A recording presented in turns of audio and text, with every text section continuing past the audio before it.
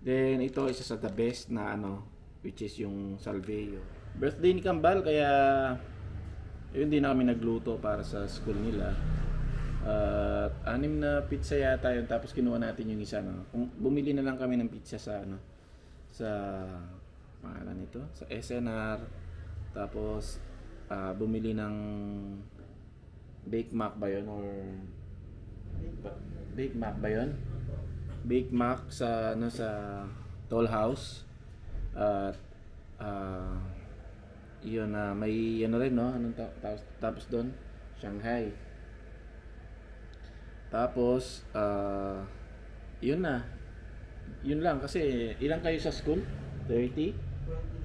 29. 20. Oh yun, oh, bali 30 sila. Kasya naman eh, nakakain pa yung mga teachers siguro. At ano pa ba yun? Big Mac, Tropical Chicken dito na siya. Then napadaan kami sa ano, meron na rin dito sa bahay, aside sa ano, yung binili namin yun. Actually 3 Big Mac, bumalik pa kami para dito sa bahay. Tsaka Tropical Chicken. Ngayon mga tol, siyempre napadaan na tayo ng SNR, no, nabili na rin ng kung ano-ano. Pero ito yung mga supplements na nabili ko kanina. Bali, matagal ko nang hinahanap to eh.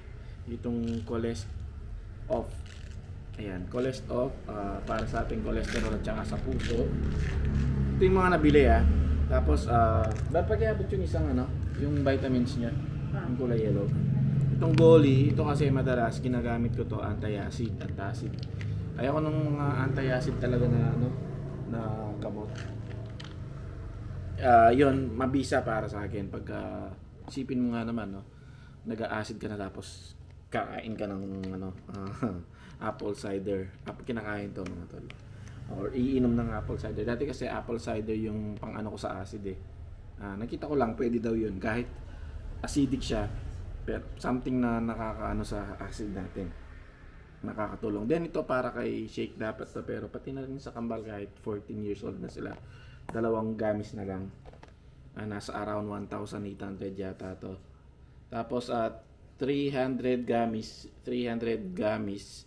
tigo 100 sila.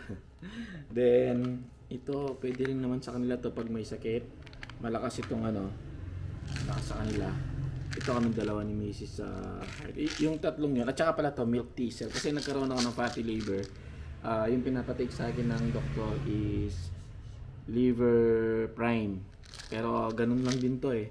Mas marami, mas mura. Ayan. Si milk thistle. Matagal ko nang kinakain to.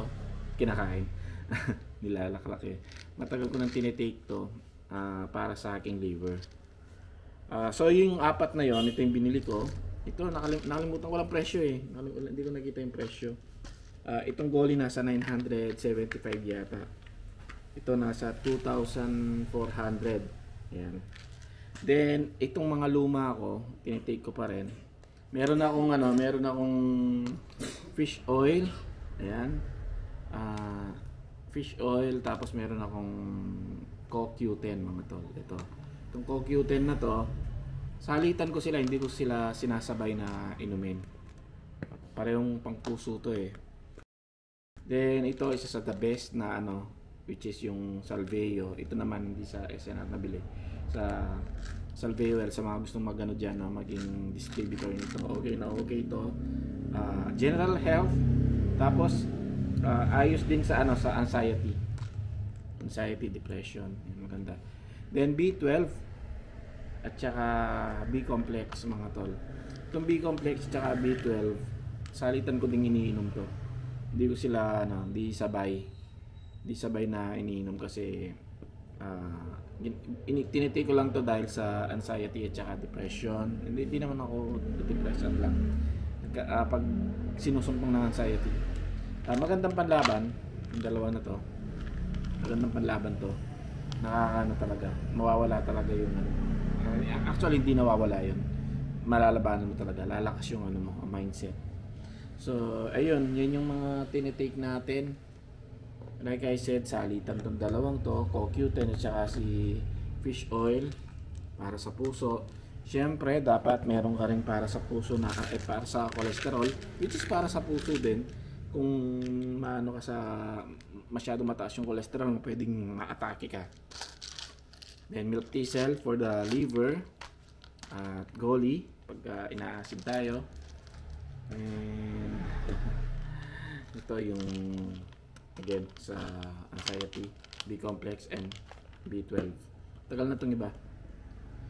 So that's it mga tol. Yun yung mga tinitake nating supplements para somehow manatili tayong healthy dahil mas